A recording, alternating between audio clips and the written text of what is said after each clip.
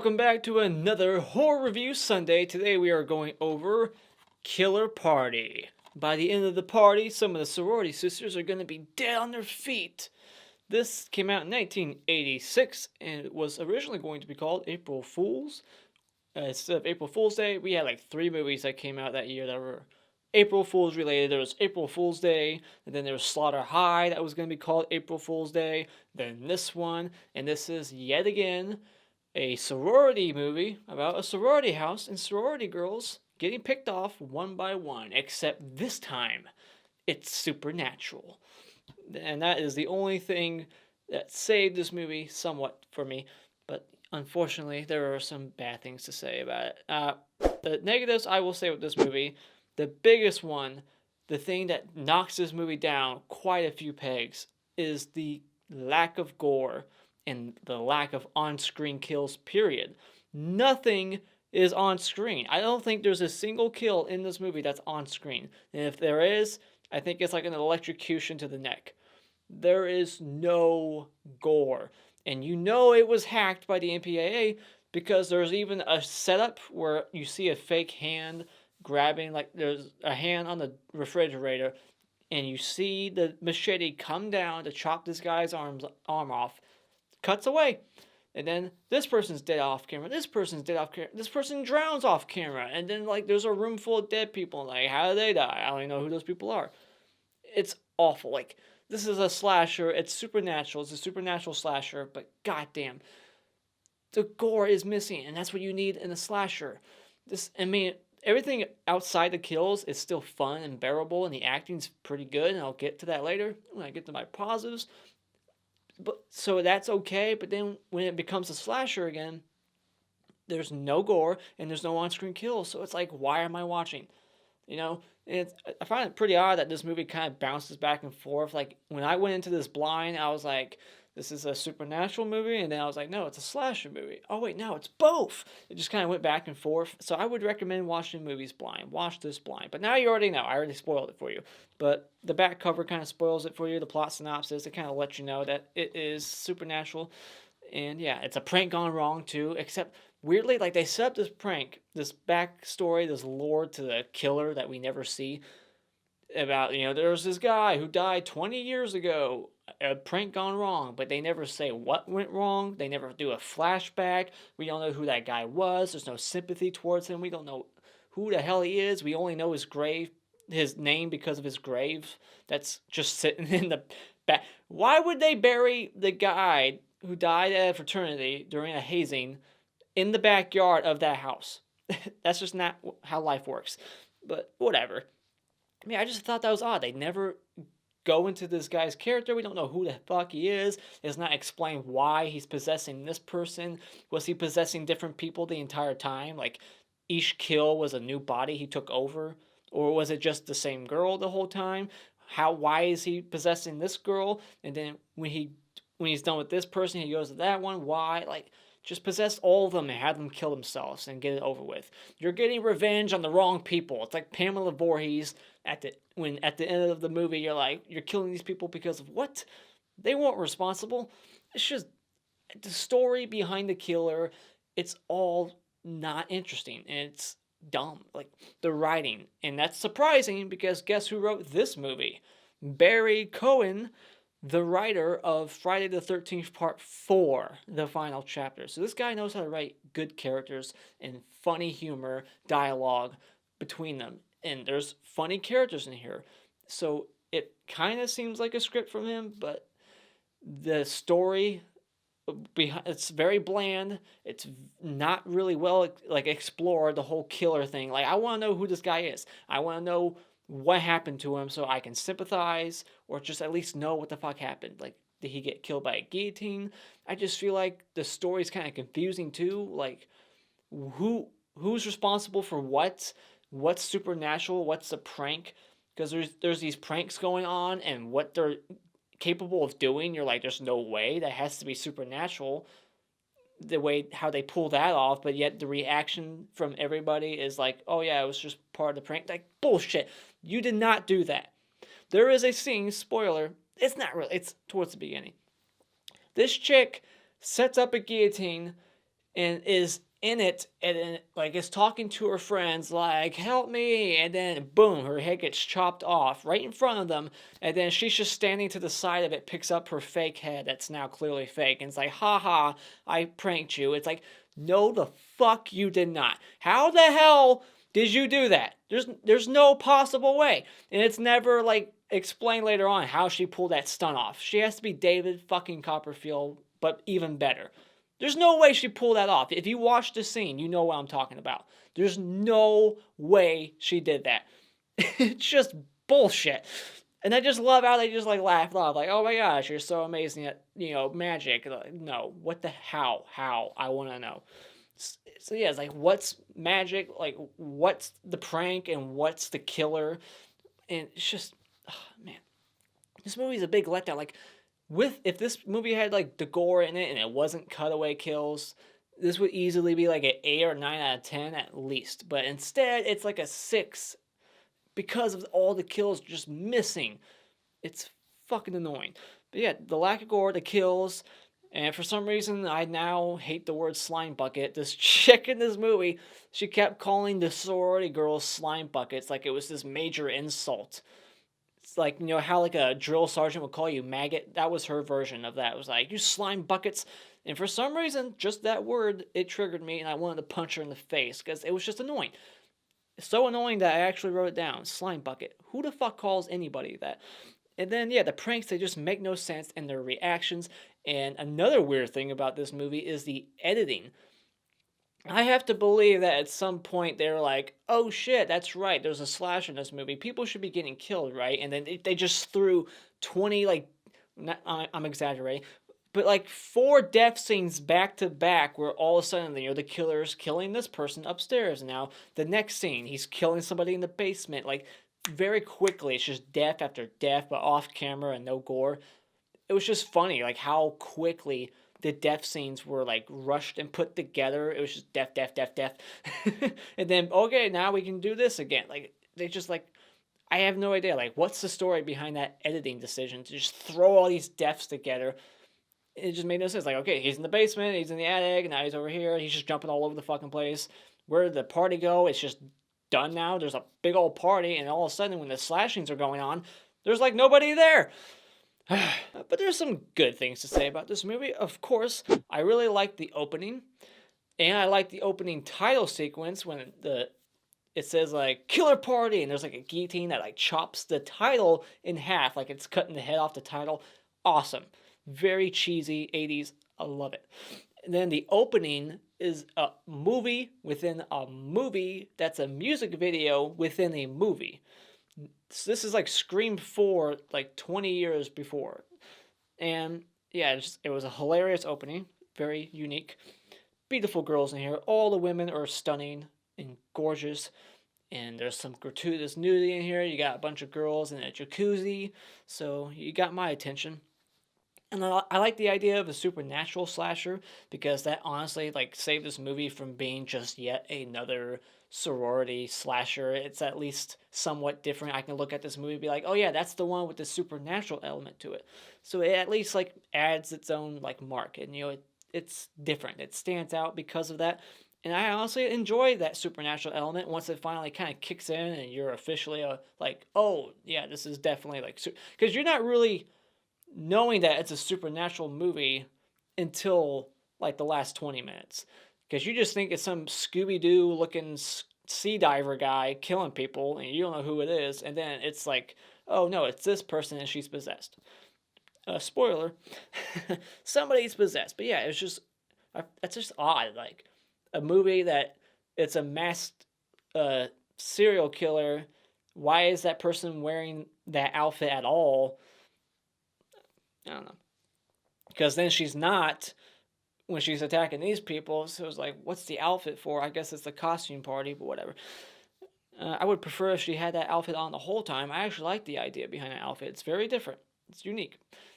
Like I said, it's like Scooby-Doo. It's a sea diver like outfit, like the thing that you would see in like a fish tank, or in Scooby-Doo, the green like ghost. Very different. And the person has like a trident. And that would have been an awesome weapon if it was used over and over again, and we actually got to see it do some damage. But no, I mean, there's even one scene where it looks like the person's about to like go up a woman's like vagina with it and just cuts away. Ugh, so fucking disappointing. I really love the soundtrack to this film. It is so like corny. It's like they could only afford one song, so they use it twice. It's a song where it's basically saying like, these are the best times of our life, and when you listen to it, it's so cringeworthy, but I love it for it. I can't help but laugh and have a good time when I'm watching those scenes with that song in it. These are the best times of our lives.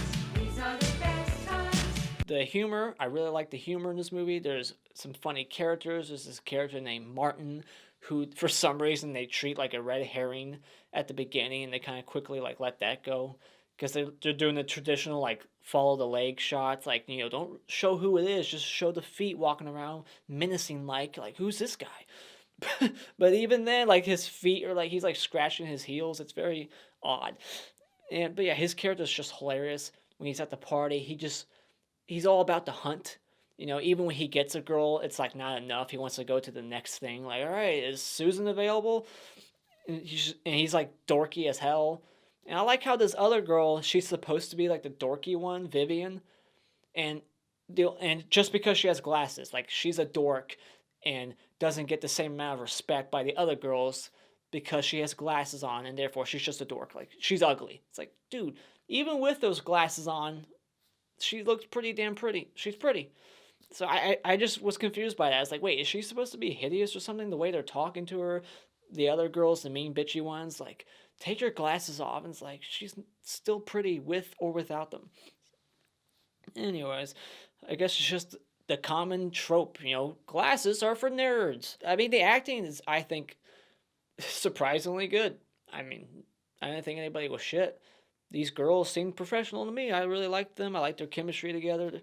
And the demon voice was very, like, Exorcist-like. It kind of reminded me of Reagan in The Exorcist. So I like that demon voice at the end, and I like that part of the movie the best at the end when the demon's, like, fully unleashed and, like, things are falling apart, using her or his to telekinetic powers on like the staircases and whatnot. It kind of reminded me of like Friday the 13th Part 7 towards the end, where everything's kind of like moving and crashing, the staircases or just crumbling. So good stuff at the end. But right before all that was this 5-10 minute montage of cutaway kill after cutaway kill, complete blue balls. It was just terrible. So yeah, final thoughts. This was an okay supernatural movie. I would go into it as a supernatural movie, not a slasher one, because there is no gore. Every kill is a cutaway kill, but it's got a funny charm to it. The kills are nothing to be, proud of, nothing to see here, but the characters are okay, the acting's okay. So when it comes to Killer Party, maybe just rent this one at Redbox. I think the hottest chick in this movie is the blonde at the jacuzzi. I don't think we see her character later on in the movie, and that's a shame. And the Clapper Award for Best Scene goes to the Haze video, a scene where the professor plays a Haze video, and it turns out to be one of the guy's pranks, and it looks like he's trying to molest the girls on the tape because of his silhouette. It's hilarious. So, now let's get more into the movie. All right. So we got the title card, Decapitation, and we get this like gay priest. I think he's gay. I don't know, the way he talks, the way he's clutching the Bible and he's talking, it's just funny. And the mom, I don't think it's the mom. Like this girl's talking to a casket, and it's got her mom in it. And she's like, "I hope you burn in hell." And then she gets dragged into the casket by her dead mother. Casket goes down, and they cremate the whole casket, despite the fact that it's shaking around like there's a live person in there. And I don't think people cremate caskets. What's the point? They cremate bodies, not caskets. But then we find out it's a movie within a movie. But then we find out that this other movie is not the movie we're supposed to be watching. It's a music video. And all of a sudden, like, the screen keeps turning different colors. There's, like, zombies and some guitarist playing some song called April Fool's Day. It's odd. And then we cut to the actual movie. Like, over 10, 15 minutes into it. Maybe just 10 minutes. And I like that the band that's playing the song at the beginning, their name is White Sister. Like White Snake and Twisted Sister put together. I caught that. And the beat prank is completely careless and idiotic and dangerous. People are allergic to bees. I grew up with a cousin who's allergic to bees, and if you got stung, he would basically die. And they just throw a bunch of bees at the jacuzzi, hoping to see them like jump around and accidentally get their towels off and expose their breasts. And I just think it's funny in that scene, like when they're running around, they're swatting at the bees. There's no bees. Obviously, I know why, because, we're not going to actually send a horde of like bees to attack our actors. But it's just funny when you're watching it. You clearly see no bees attacking them, but they're swatting at, like, oh my god. But yeah, what a careless fucking prank. And how did that guy pull the doorknob off the door like that? Like, he walks up, he's like trying to steal the doorknob so the girls can't get inside to escape the bees, making the prank even further more dangerous. So now they can't escape, they can't go inside, they're just gonna get stung to death and die. But he just grabs the doorknob and rips it off instantly. And then we got the typical crazy house mother, but that goes absolutely nowhere. Like, she's out in the backyard talking to the gravestone. Like, hey, dead guys from 20 years ago, they're going to throw a party in your house. I tried to stop them. And then she goes inside and gets killed. And for some reason, she's taking a hammer to, like, the wooden beams of the staircase, like, doing something. I don't know what her motivation is there, what she's trying to get done. It's just odd.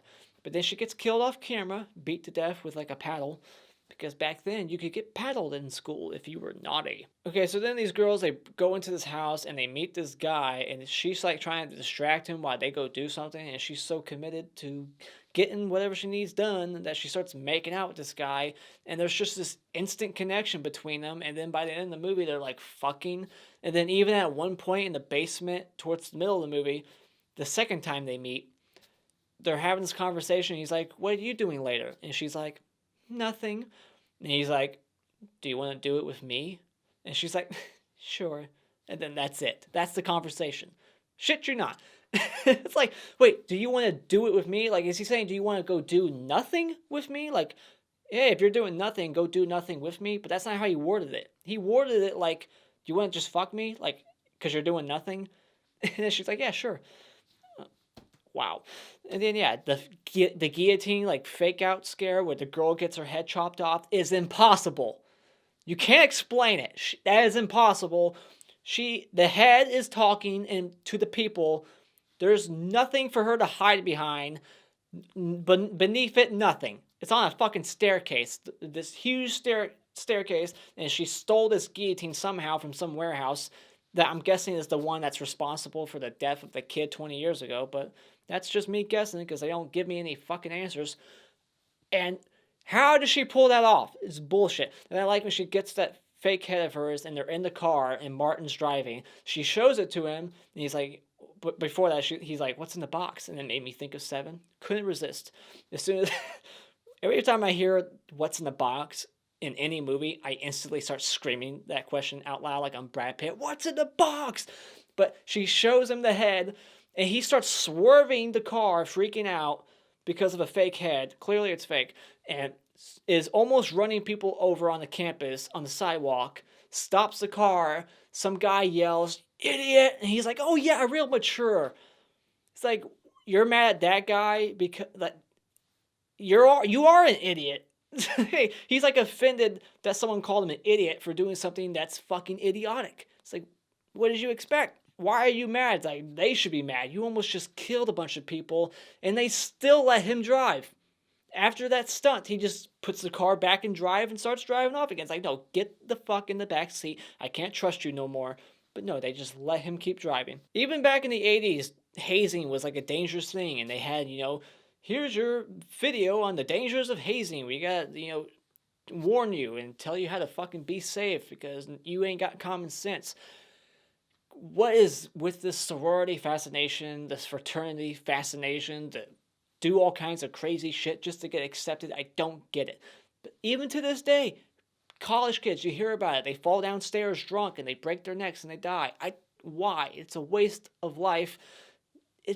I don't want to get into it, but it's just dumb. But anyways, yeah, the whole the video gets compromised, and the professor, the lady, that works at the college is like laughing her ass off at a video of her students on her campus all being exposed nude. It's just laughing her ass off, and the guy professor is the one that's upset. Which doesn't, you would think that would be reversed, and he's like trying to grab the screen, like the projector to stop it, and it looks like he's grabbing the naked ladies on the screen. It's funny. Interesting fact, that professor was in Chopping Mall, and the professor's name is Professor Zito. Joseph Zito, director of Friday the 13th Part 4. Martin, he is just going girl to girl. He follows the one girl home. She shuts him down. Like, listen, I'm not going to sugarcoat it. I don't want to be with you. Get lost. And he's in the car with Vivian, and they're like making out, going at it, about to have sex. And she's all like, touch me. Just touch me. And he's like, where? And she's like, right here. On my fucking elbow. Like, what? Oh my gosh. The process for getting into this fraternity, the sorority, is very sexual. Like they have to swallow balls, but they're like goat's balls or eyeballs, and then they have to sit on their back, open their mouth wide, and take egg yolk down the throat, and then they have to like spit the egg yolk into a cup. It just seemed kind of pornographic in a food way. I don't know, it was slightly erotic. Am I the only one that was kind of turned on by that scene? It was just like, this seems kind of sexual, oddly enough. Cracking eggs into women's mouths. Maybe it's just because they're so beautiful. It was kind of sexy. I'm not going to lie. All right, fuck it. I'll admit it. I thought it was kind of cute. I like that the kids who do the bee prank, later on, they're in bee costumes at the costume party. I thought that was kind of funny and clever. And then, yeah, we get this, like, montage of death scenes, all off camera. Some guy gets a spear gun, like, shot up through his ass, out of his head, but we don't see it. It's just kind of implied by his eyes widening, like, oh, shit. And then the other guy gets a spear through the mouth. Off camera, we see his body, and there's just, like, people hanging, and then there's just a random dead body on the ground. Don't know who he is. Guy drowned. This person got a hammer to the back of the head.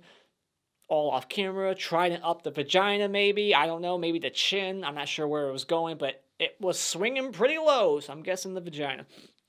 But we don't get to see that, do we? But yeah, then once the body count is high, and, you know, Vivian and Phoebe are the only ones left, they bump into Jennifer, and we find out that she's possessed. For some reason, she's the one that got possessed, and the fact that they're there and they're doing pranks, which is what got that guy killed 20 years ago, it awakened his spirit. And now he's back to possess Jennifer and kill them all. And he's like, I've waited 20 years for this. You mean 0 years? Because I'm sure it was instantaneous. You know, like he died and then all of a sudden he was back. It would be like instant for him. Like, you know, like it's not like he was in the grave waiting for 20 years, because that's just not how that would work. It would be like instant, you know? But whatever. The grave in the backyard, this is dumb, but it made me laugh. The gravestone in the backyard, it's broken in half. Somebody mentions it to a girl like, look, even somebody broke the gravestone. And she's like, really? Oh, that does it. I'm out of here. Like, she's mad. I was just laughing like, what? Oh, so that does it. Like, you're leaving. Somebody broke a headstone. I'm out. Yeah, look, they broke the tombstone. Bum me out. Well, that did it. I'm leaving. But yeah, Jennifer, she's possessed. She's crawling the wall. She's doing like this Miley Cyrus tongue thing, and she's just drooling everywhere. She's got this demonic voice. It's creepy. And that's when the movie is actually getting good again, after that fucking disappointment of slashings that don't even qualify to be called slashings because there's no on-screen kills. It's bullshit. But yeah, then it gets interesting again with the whole possession thing. There's a fight that pursues on the rooftop. They jump down. And I like that the possessed girl, she says like 5 times, she does this fake out thing, like, I'm not possessed anymore, I'm okay, you don't have to kill me. Every time like the Phoebe gets Jennifer on the ground and she's about to kill her, she's like, no, okay, I'm good now, I'm good, you don't have to kill me. And she falls for it like 4 fucking times, and then finally she's had enough and she stabs her, kills her, and now she's possessed. And then the cops arrive, somebody called, I guess, and they put Vivian in the ambulance with Phoebe. And she's like, but as they're like pushing her to the ambulance, she's like, no, don't put me in there. Not with her. Like, seriously, no. Like, she's screaming, like, don't put me in that fucking ambulance with that psychopath. There's a high body count. There's bodies everywhere at that party. They don't have a suspect yet. No one's arrested. They don't know who did it. And this chick who's alive is saying, don't put me in that ambulance with that woman. You would think that she's saying that because that's the killer. But what do? They just shove her right in the back of the ambulance, lock her up in there, drive off into the sunset to that song, "These are the best times of our life." And there's not anyone in the back of the ambulance to be like on guard, like just anybody. Usually there's somebody driving, there's somebody in the back, but not this time. She's fucked. That's so dumb. That is the worst paramedic ever. Like, we can only afford one. It's just like, why would they put them together? Like, it's not like Phoebe was injured. It's just the worst police work and paramedic work ever on film. That's the end of Killer Party. I don't have any favorite kills or least favorite kills, so no awards here. They all suck. Jesus Christ. I mean, it's such a fun film that's extra disappointing that the kills suck that much. And the fact that this was made in the 80s means that, they didn't think about special features back then. That was not really a thing. DVDs weren't a thing. Blu-ray, nothing. So when a film got cut and they cut all the kills out, that shit got stored somewhere and lost and destroyed eventually. So now it's all gone and we'll never fucking see these kills in full glory, how they were supposed to look like, because the MPAA, they know better and they know what you should see and what you can handle. Fuck you, MPAA. Ugh! So mad. But yeah, there. It's just so annoying.